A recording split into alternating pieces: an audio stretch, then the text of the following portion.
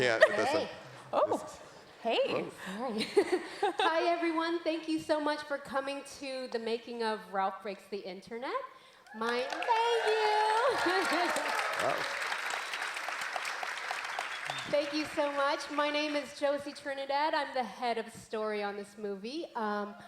Thank you. I started at Disney about 14 years ago as a story trainee or apprentice, and I've worked on The Princess and the Frog. Actually, that was my first film. I worked on Tangled, the original Wreck-It Ralph, and then my first head of story on Zootopia. And thank you. And this is, I'm the head of story on this movie. Yay. Oh, is it me? Okay. I'm Lehtomaki. I've been at the studio for 11 years. I also started as a trainee, but in animation. My first movie was Bolt, and I worked on Tangled, and the first Wreck-It Ralph, and Frozen, and Moana, and on Zootopia I got to be the supervising animator for Judy Hopps. And and then this is my first time being head of animation. I have a partner in crime, Renato Dos Anjos, who's not here today, but we did this job together. So. Yay. Okay. I'm Dave Kay. I'm the head of characters for Wreck-It Ralph. I've been at the studio for about 16 years now. My first film was Bolt. I've also worked on, oh boy, it's been a lot. Prep and Landing, Tangled, Big Hero 6, Zootopia. There's others in there. I know there is. And of course, this Ralph. But I'll pass it over to Cory. I'm Cory Loftis. I'm the production designer. Thank you. I think I've been at the studio for 7 years, I think. The first movie there was the original Wreck-It Ralph, and then I got to work on Frozen, and then Zootopia, and now this. Before that, I worked at a company in Orange County making video games called Carbine.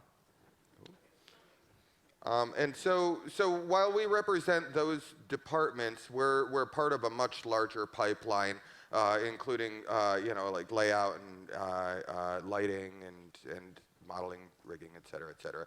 And so this is just a quick snapshot of how we all play together. So story, if you saw on that slide, starts at the very beginning. And we're pleased so much to be here today sharing Ralph Breaks the Internet with you and giving you a little bit of sneak peek or behind the scenes into how we made the film. So here is, it all starts with story.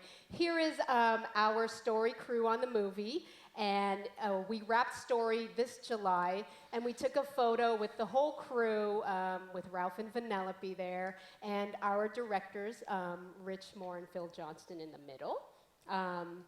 So yes, we are thrilled to be working again with Oscar-winning director Rich Moore and writer and director Phil Johnston.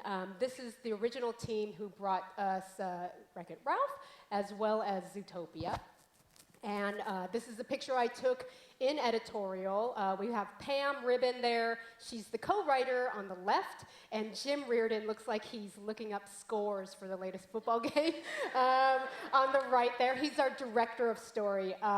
This was a great team to work with. The way that Rich and Phil like to work in editorial is very sort of live. We like to work in the cutting room. So oftentimes they will watch a sequence and then we'll figure out, okay, what's working and what's not working, and then we'll quickly do some rewrites, and we'll even do scratch recording in there, and then I'll do sketches on a Cintiq and I'll send it to the editor live. And so we're doing this all in the room. On the right, there are some of Rich's really quick, loose, rough drawings.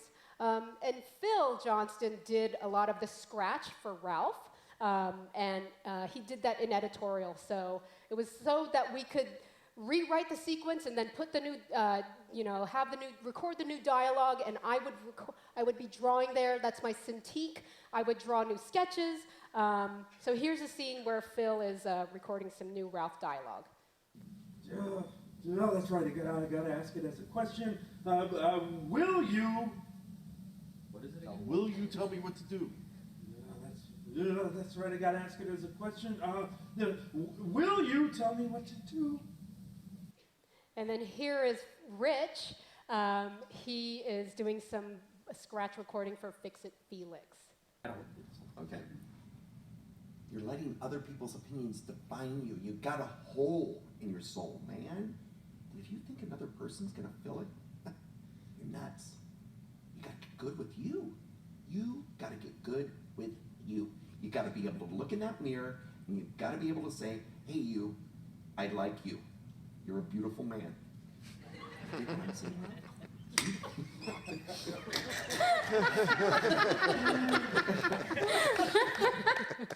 So a really good sign that the sequence might be getting better is when we make ourselves laugh. So working in story in these early stages, it's really exciting. We're constantly building and rebuilding and tearing down and reshaping the story to make sure that it's the best film that we can possibly make. So we want it to be, you know, in this great shape before it moves into the rest of the production pipeline. This is a picture I took in when we did a story trust meeting where all the heads of story and other directors and other writers get together after a screening and we start to offer suggestions on what worked and what didn't work, and again, part of that rebuilding process. Here are a few statistics on story for Ralph Breaks the Internet.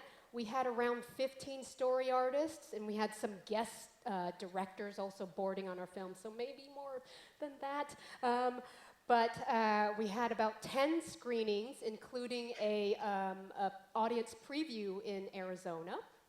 We had 45 total sequences in the movie. However, we boarded 153 sequences. So I'm not great at math, but over 100 sequences were cut out of the movie. We had 7,883 total sequence versions, so this is every iteration of every sequence, 7,000 plus. And finally, a whopping 283,839 storyboards drawn for this movie. Thank you. It's no small feat working in story, but it's the most collaborative forms, the way we work at Walt Disney Animation Studios, it's the most collaborative, and it's just a fun process that we love what we get to do every day. So, for Ralph Breaks the Internet, Disney Animation's third sequel ever, Ralph, Vanellope, Felix, and Calhoun are back. The original English language voice cast is back, and they will be joined by some new characters that Kira, Cory, Dave are going to introduce later. So imagining the world of the internet. When exploring how we were going to create this world of the internet, we took a few approaches early on in the process. We started by asking ourselves, okay, how are we going to make our animated version of the internet feel like the real internet that you and I know? So early on, the animation team got together and they decided to do some early viral videos, specifically everyone's favorite kind, cat videos. This is just That's all we could find on the internet. That's the whole movie. And you can't have the internet without cat videos. And again, never enough cat videos.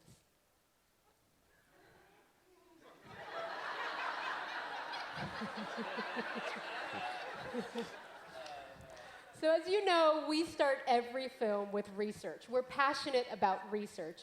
It's the key to the richness and the believability of our movies.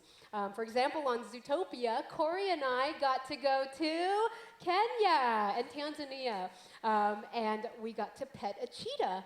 And that's the same cheetah that attacked our head of layout, Nathan Warner. And for Moana, the filmmakers took multiple trips to the Pacific Islands, to Tahiti, Fiji, Moorea, Hawaii, all in an effort to make that film feel authentically steeped in the cultures of the Pacific.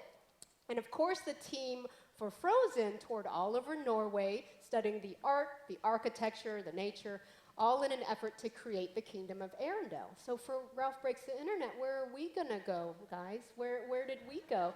Well, we drove 8 miles down the 5 freeway to this lovely building in downtown Los Angeles. It's really exciting, right? No, it's it's called 1 Wilshire Boulevard, and while it's not nearly as exciting as Morea and Kenya, the incredible thing about this building is that it does house all of the internet communication for all of North America. So it's actually pretty phenomenal. And on the inside of the building, there are miles and miles of wires and thousands of boxes. It's just wires and boxes. And so it was actually this research trip that began to inspire us, and began to inspire what our version of the internet might look like, as with this very early test. And when you think of the fact that the internet is made up of millions of websites, you start to envision that this world is similar to any major metropolis like New York, London, New York. And it's going to be made up of different districts: the shopping district, the social media district, the financial district. But a city can't operate without its citizens. So I'm going to turn it over now to Cory and Dave, who are going to talk about how we went about populating the internet. Great. Excellent. Thank you. All right.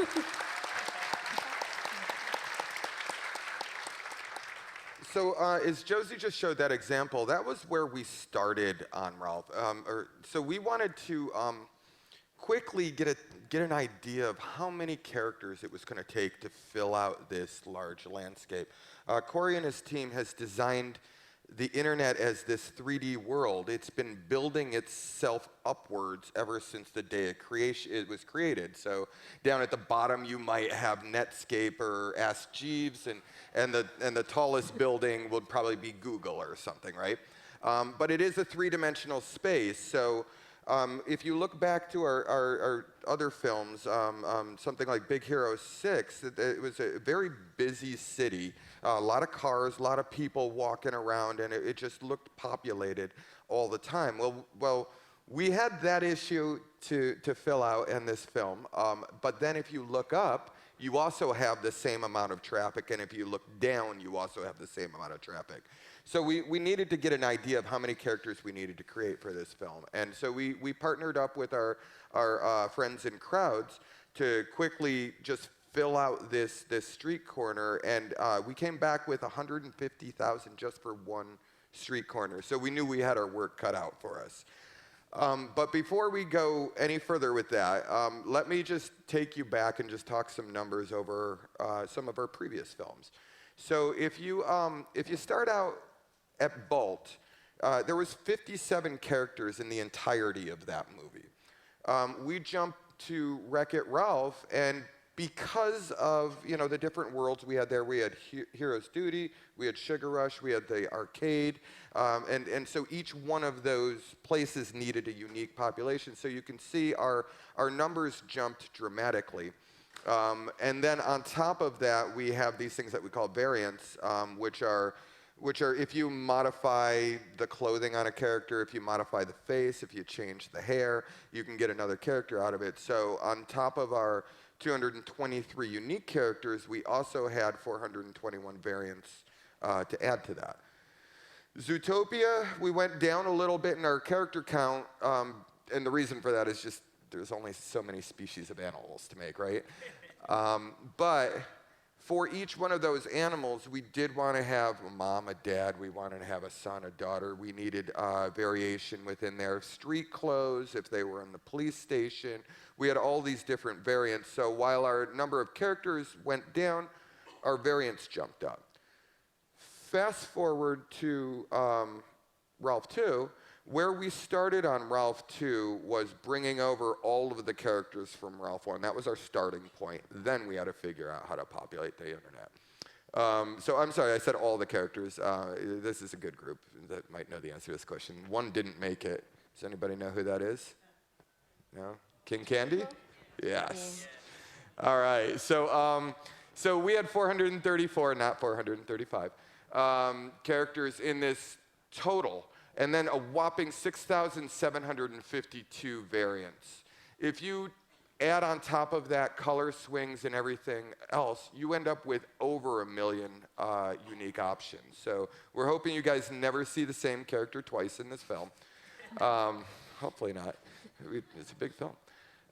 So it's a huge world for us, and the reason those numbers are so big was because we wanted the diversity and just the range of variation within the internet that kind of represents each one of us. So as I said, we started out by porting over our old characters. That movie was done 6 years ago.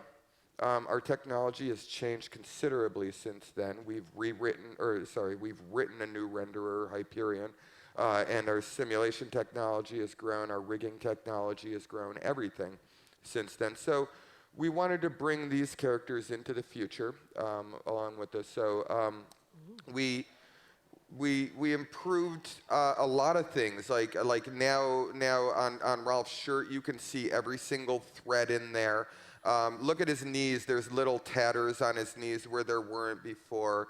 His skin's using our path trace subsurface, which is new with the Olaf short. And so the simulation has these subtle little wrinkles in it. And then on top of that, we improved the rig controls. Because on the first one, we found in animation that it was really difficult to pose Ralph. If you look at his legs, they're as long as they are wide, and so every time he has to sit, it's like bending a bowling ball, right? So we wanted to address these things to make it easier for us to do this movie. So a lot of love went into that. Okay, and I think this is you, Cory. I think it's me. Yeah. So before I talk about kind of the general groups, I want to talk about a little bit about the inspiration of where the look for these different groups of crowds come from. We started out, like we were talking about glamorous research trips that we get and stuff like that. So day one on the movie, my art director of characters, Ami, and I were like, I don't know, let's go to Fry's. So we go over to Fry's right here. We get a shopping cart and we buy like a motherboard and a router, and we just buy a bunch of stuff. We come back and we're like, okay, well, let's see what's inside it. And we just crack it open and we start looking at it. It sounds stupid. What's fascinating, though, is like we had Nathan Werner, our head of layout that Josi mentioned, and Brian Leach, who is head of lighting, and he's a fantastic photographer. We went in a room and we took high-resolution photographs of this stuff. And when you really look closely at it, and if you shoot it like a city, you start noticing that these electrical components feel like buildings. And all of the circuitry running from building to building start feeling like roads and sidewalks. And it was a baby step towards what ended up being our version of the internet, but it was kind of fascinating to see that it looked like a city to begin with. And then we were sitting around and we were watching people, and you notice not a lot of people are on laptops anymore. I mean, we have one here, but none of you brought laptops to this. Nobody's sitting at a desktop. You're all on your phone. So we combined that with kind of the modern flat look of iOS's and the look of the app icon. And that's where we came up with a look for the internet. And you can see here's another version of seeing that grid pattern. Everything's very regular. It's all connected with this circuitry. And it even ended up being in the shape of, if you see on screen left over there, we call those our users, and the shape of their head is much like an app icon on your phone. So now I'm going to talk a little bit about the groups. When you're seeing, Ralph Breaks the Internet and people are walking around on the sidewalk, it's kind of two major groups. On the left, the users, and on the right, the netizens. One way to think about it is, on the left, the users are just avatars of us. They don't have their own personalities. They're just doing whatever we want them to do. When we move our mouse around, they're walking from place to place. If I'm texting Dave, his user and my user are having a conversation on a street corner, and the guys on the right, we call the netizens, and they're kind of like little ghosts in the machine. So when my user takes a photo of a burrito, the netizen on the right that works in Instagram is going to slap that up on the wall and frame it on my Instagram page. So the netizens are kind of there to work. They're ushering you to your seat in YouTube. They're delivering your emails. They're not particularly happy about their jobs, but they're making it the best they can. And just an example of how we can see what a character in our film looks like. This is Mr. Litwack. And then if we userify him, little user Mr. Litwack. And because whenever we create an avatar for ourselves on anything, if we're making an avatar for ourselves on Twitter or Instagram or something, we want to give people a lot of options because, you know, you want to be special when you're on the internet. So we had to figure out how to make all of those hairstyles and all of those facial hairs and all those cool hats and everything they might want. And we had to work really closely with Rondo and Kira in animation because we wanted to do this very sort of simplistic, stylized expressions for them because they don't really have personalities. They're just responding to whatever we emote or whatever we're saying when we're typing on the internet. So I had to draw out how all those expressions work. We had to come up with all these hairstyles that fit on their weird square heads. We had to come up with mustaches and earrings and sunglasses. And it seems like a lot, but it's very important for us to draw all of this stuff out and spell all of it out because of all of the different people that work on these films. You need a very clear blueprint on what to make and how it interacts with one another. So here for the netizens, we had to come up with a lot of different body shapes, but we had to draw in there exactly where the pants would fit for all of them. And then we had to draw out a sheet where we spell out what jackets work with what pants, work with what skirts, if you can layer a jacket over a shirt, if you can add a tie or a bow tie. And all of these sort of paper doll options is what allowed us to make these gigantic group of netizens that you see in the film. Cool. Yeah. You want to talk Always use about that Kira photo. doesn't like this picture. Hey.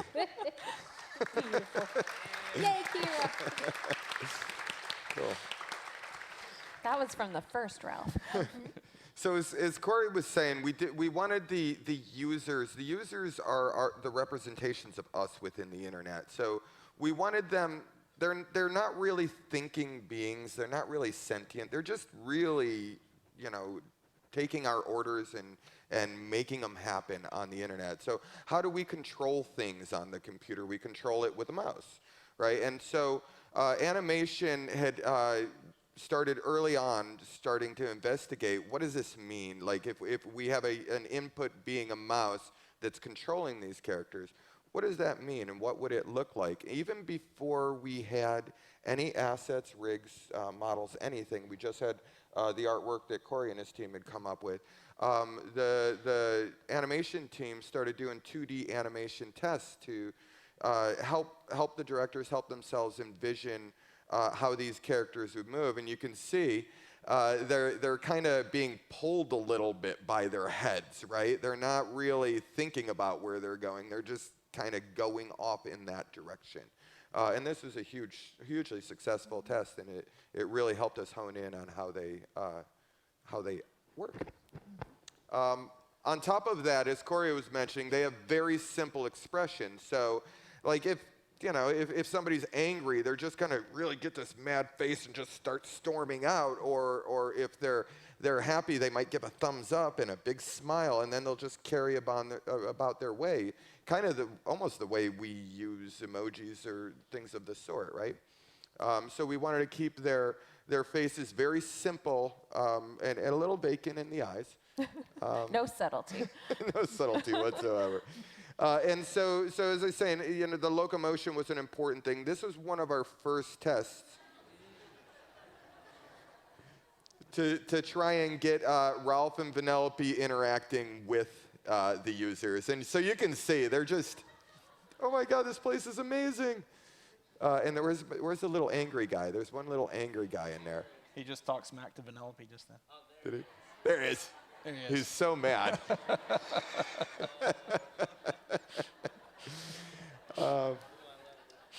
But along with this was one of our first tests to see them together. But then the animation team had gone and how would the users and the netizens interact together? If I went to a site like Yelp, what would that interaction be like? And so here's an example.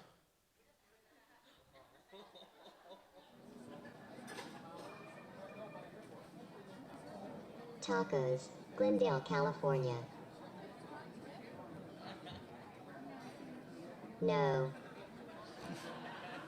No.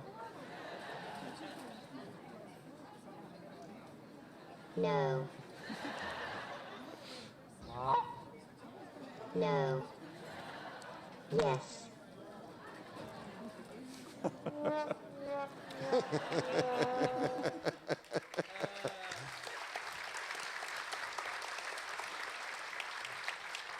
While these things didn't make it into the film, they're great inspiration for us, and they're great for presentations like this.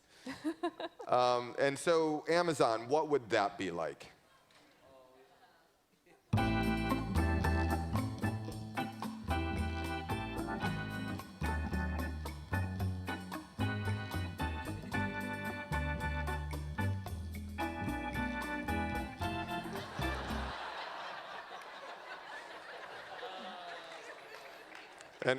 And as Cory said, you can see by the expression on the netizens' face that they're not too pleased with us all the time.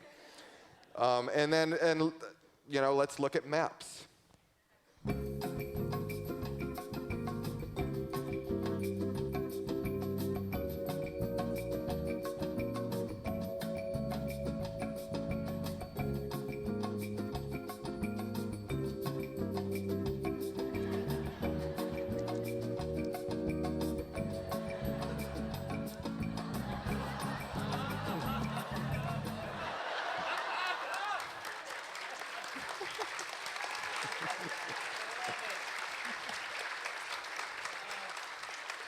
So don't text and drive. Okay. So some of those, those were all inspiration to try and figure out how this interaction would work. And so from the film, we want to just show you a couple clips on how the two races interact. And so here would be searching for something on the internet.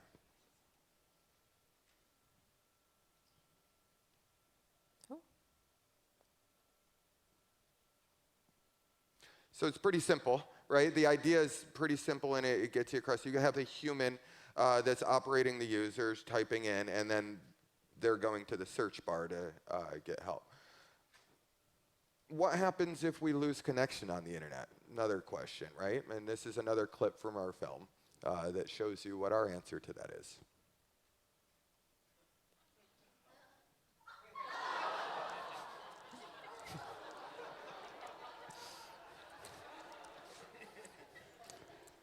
No users were actually hurt in the making of this movie.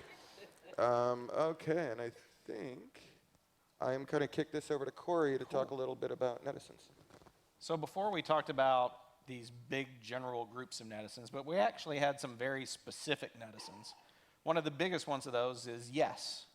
So I think on like my second day back from Zootopia, Rich and Phil come in, they're like, all right, we have this idea for this character.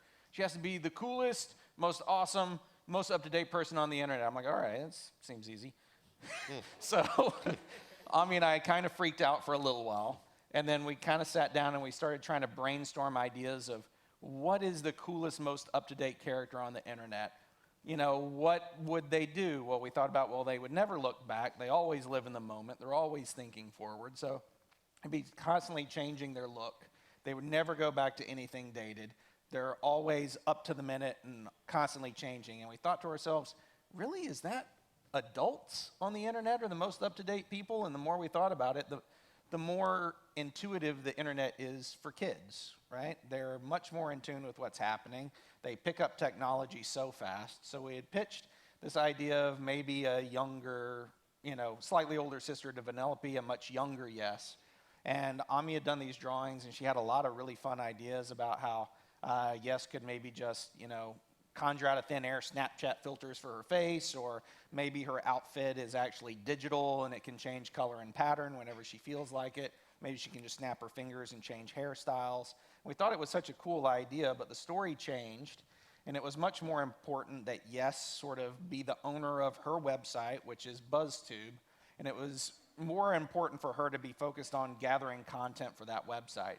But we didn't want to lose that idea that Ami had for these holographic clothes and these ever-changing looks. And much like the other netizens, we had to figure out how all of that worked together. What happens if she wears the fur coat and the skirt together? What happens if she wears the pants and the top and the jacket? We had to figure out how we, blend all of those things to give her the most looks possible. And we had to come up with all of these different hairstyles. If she always lives in the moment, she could constantly be changing hairstyles throughout the entire film, so we had to come up with a system to build all of those. And it's not real hair either. She's an algorithm, so we thought, oh, it might be cool if she had data flowing through her hair. It might be interesting if she had gold circuitry, running along her scalp. Her earrings are holographic. Her glasses are holographic and constantly have data flowing through them. You can see here how all of those different outfits work together. They change patterns constantly. They have lights that go up and down them. There's little lights that run up and down the sides of her pants. And one of the coolest things she came up with is Ami came up with this idea for this faux fur coat. But we took it to this mad wizard that works in the look department, a guy named Jared, and he always goes the extra mile. And we came by his desk, and he's like, I think I came up with something pretty cool. It was a simple pitch like that, and he had the idea that it was fiber optics instead of this faux fur. So it can change pattern, it can change color, and we loved that idea, and we stole it from him, and we applied it to everything else.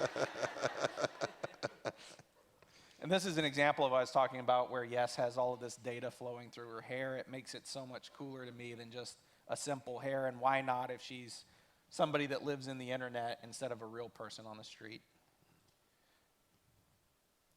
And here is a test that I think we ended up using for marketing, but you can kind of see all of those pieces together, the holographic earrings, the fiber optic coat, the holographic bracelets, the circuitry through her clothes.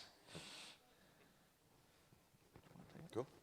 Yeah, and so this is one of the pieces that our tech anim department worked on to get her coat to work. Her coat's very complicated because not only do you have the cloth dynamics, but you also have those long fiber optics on top of it.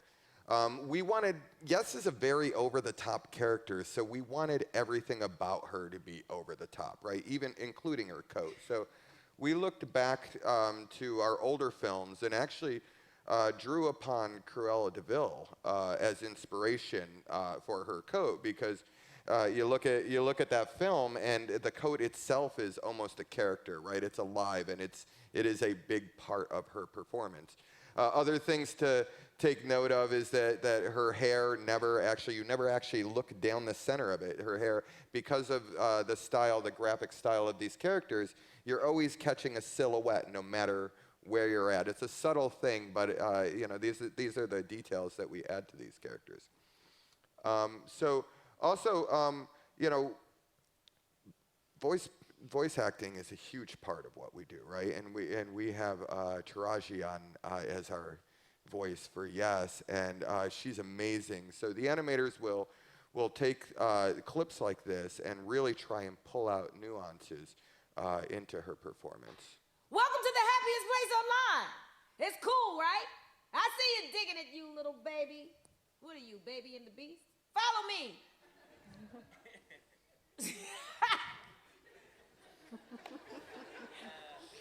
She's got a lot of great expressions. Specifically, those brows are such a part of her personality that, I think you guys really tried to work a lot of that in there. Right? That was a huge part. The other thing that we often noticed in watching Taraji was that she always, whether or not she has them, but she always poses her hands as if she has long fingernails.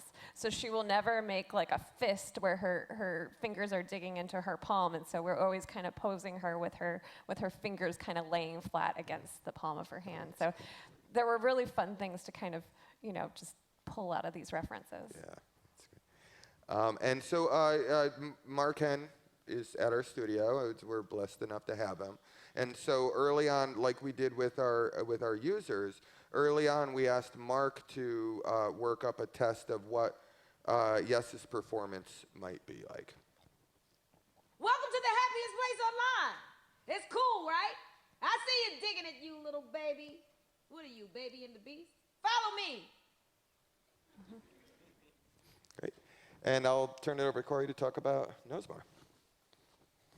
Knowsmore I wanted to show just because he's another one of our netizens, but like I've mentioned, the netizens are sort of ghosts in the machine that you never really see. You don't see Yes if you go to the BuzzTube site.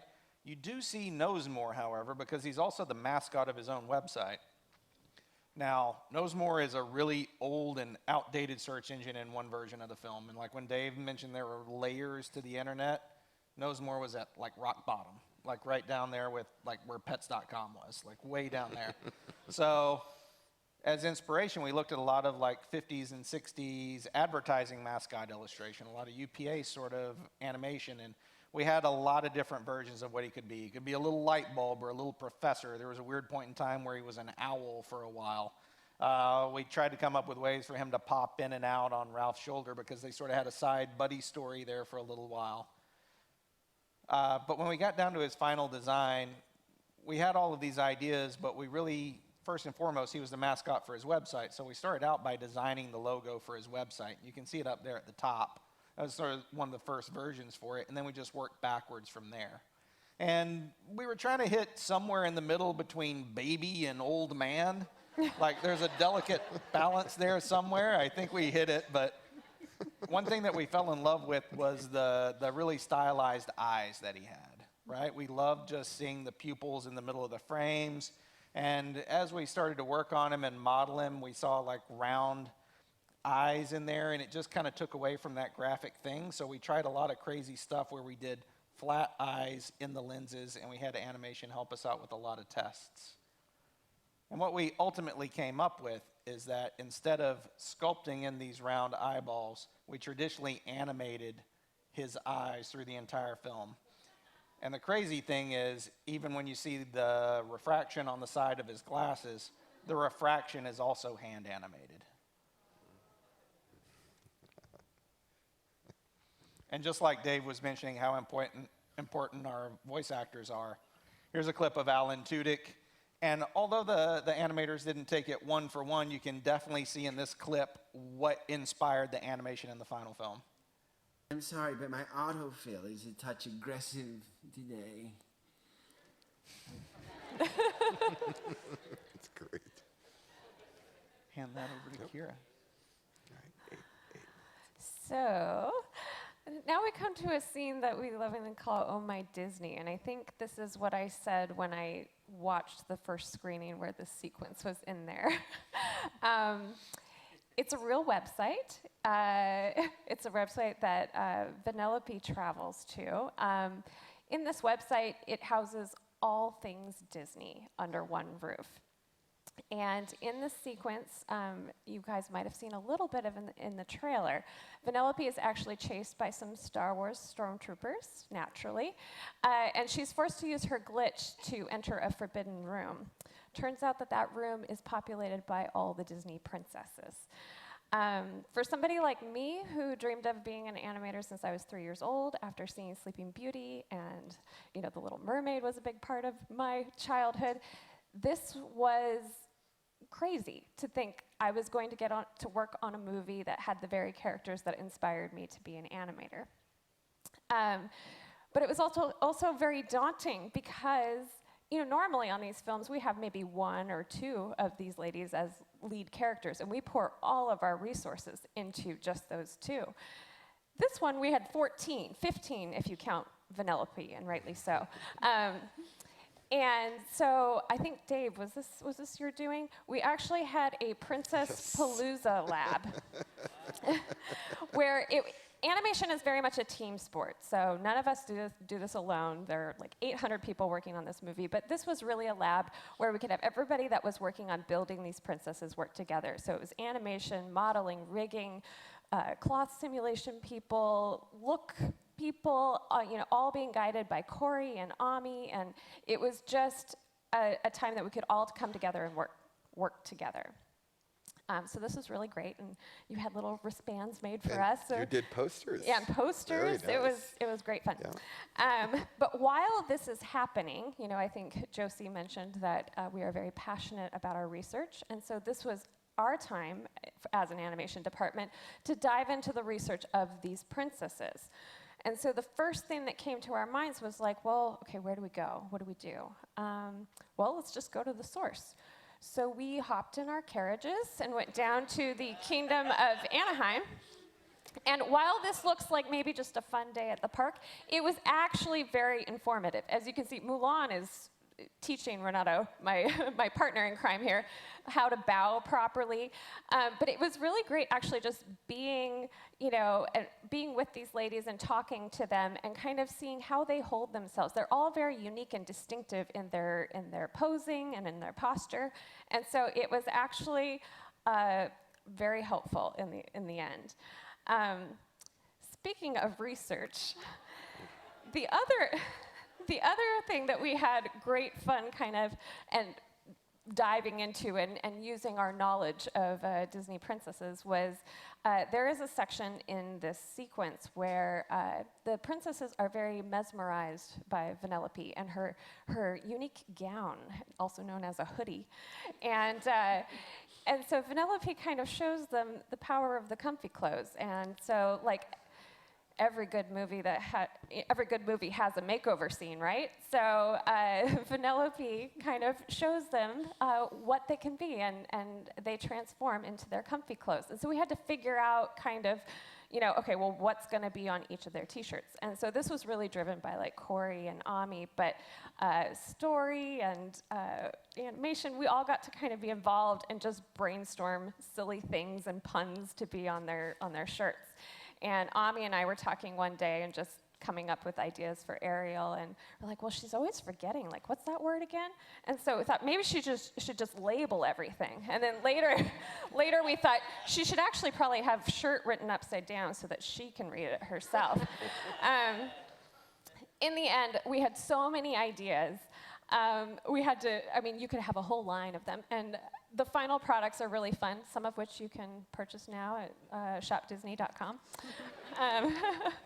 I may or may not have them in my closet now. But they're really, really fun. Pocahontas has, Cory, did you do the painting of the wolf I did. howling at the blue corn moon? And Cinderella has a carriage with a G2G in it, got to go in internet language. So there's all these little fun things that you can spot on their outfits. But the other amazingly incredible thing about this sequence is we actually had the original voice actresses come back and voice their iconic roles again. And again, like for people like me, this was the dream sequence. Like I couldn't have imagined a better dream come true.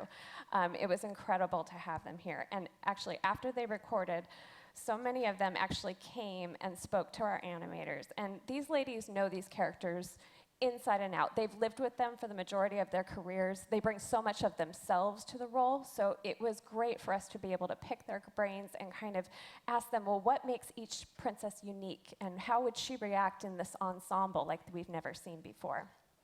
And I don't know if you guys noticed, but that princess that you saw in the lower left-hand corner is actually the incredible Mark Hen.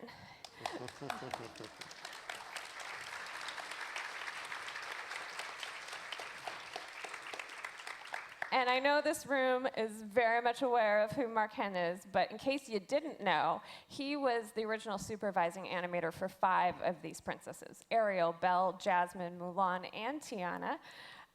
He's animated on Pocahontas. He was our draw-over lead for Anna and Elsa on Frozen, and he credits Cinderella as being the film that inspired him to be an animator. So nobody really knows these characters better than Mark, and how blessed were we to have him with us all through the entire journey. He sat with us in rounds and dailies. He did draw-overs on the Cintiq.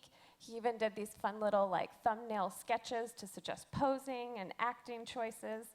And then my favorite part is he did some hand-drawn animation for us before we even began animating. And just a little aside, The Little Mermaid came out in 1989. That means that next year it celebrates its 30th anniversary. So it was so special to be able to stand here and witness, Mark Hen revisit Ariel after almost 30 years. And I'm assuming that you guys will want to see his hand-drawn test that he's working on here. So just as a little caveat, this is scratch audio. It was not, Jodie Benson had not come in yet to record her voice, but it's actually the co-writer, Pamela Ribben, who is providing Ariel's voice here. So thingamajigs in this world, I never thought I'd get to wear a real, what's it called again? Oh yeah, shirt. I once had a dream.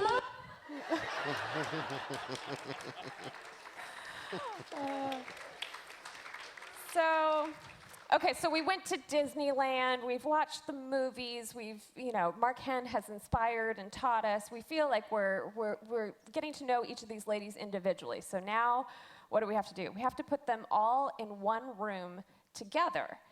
And it actually became a little bit of a challenge because Vanellope's a lot shorter than most of these ladies. So when you see them all together, you kind of like, wait, whose legs are those, or whose skirt is that? And so it was very confusing. So we used an unconventional process to figure out who was standing next to who.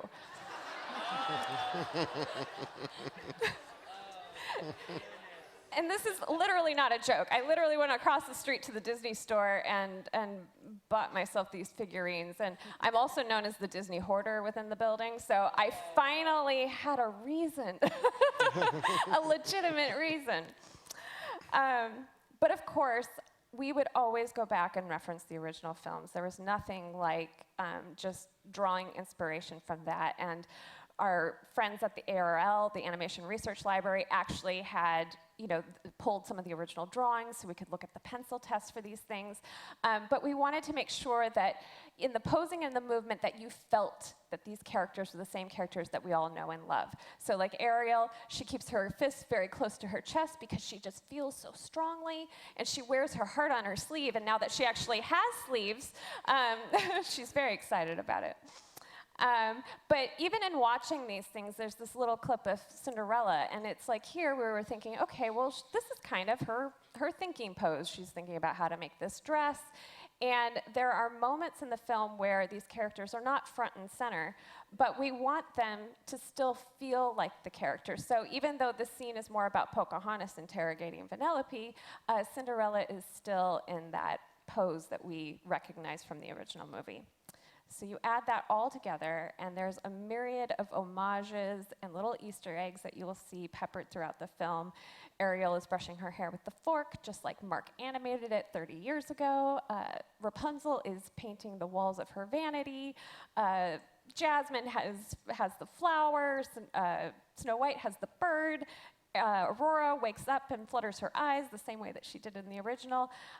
It was a big geek out session for all of us, and we had a lot of fun. So pay attention when you guys see the film. Pay attention to the background because they're always doing little nods and winks to things that we hope you recognize. And that is just a little bit of Ralph Breaks the Internet.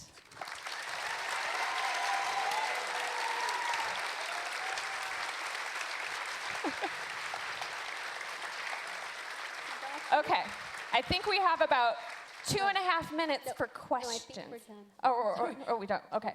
Okay, we're not doing questions. I'm so sorry. Sorry. Thank you for coming, everyone. That was great. I've never seen that. That's awesome.